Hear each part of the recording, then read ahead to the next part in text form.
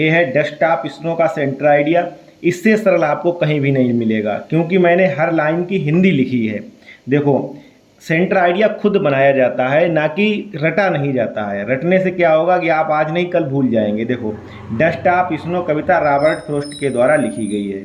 तो dust of snow poem has been composed by Robert Frost. सीधे translate कर दिया है मैंने। इस कविता में कवि दुखी मूड में था। मूड का मतलब होता है मनोदशा।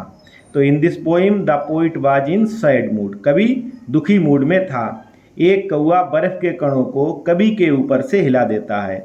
यहाँ पर मैंने वो नहीं लिखा हेमलॉक ट्री। अगर लिखना चाहो तो आप ओवर हेमलॉक ट्री हो जाएगा, फ्रॉम हेमलॉक ट्री।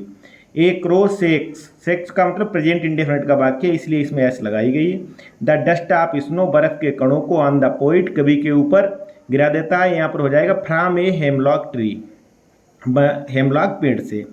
इस प्रकार कवि की मनोदशा बदल जाती है। इन दिस वे, इस प्रकार the mood off poet, mood का मतलब मनोदशा, ऑफ पोइट इज चेंज्ड।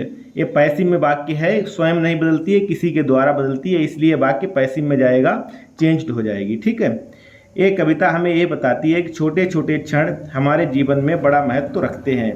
तो दिस पोएम टेल्स अस, ये कविता हमें बताती है कि दैट स्मॉल मूवमेंट्स, छोटे छोटे क्षण इन आवर लाइफ, हमारे जीवन में, हैज लार्ज मीन्स बड़ा रखते हैं, सिग्निफिकेंस का मतलब होता है महत्व। ठीक है।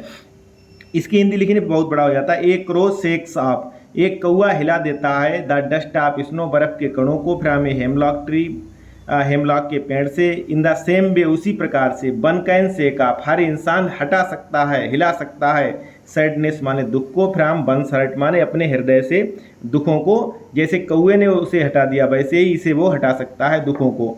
तो क्या है, कौआ है और हेमलॉक ट्री, ये दोनों चीज़ें क्या है, निगेटिविटी का प्रतीक हैं। लेकिन कवि ने इन चीज़ों को निगेटिविटी का प्रतीक नहीं माना। इन्हीं चीज़ों से कवि के हृदय जो है परिवर्तित हुआ।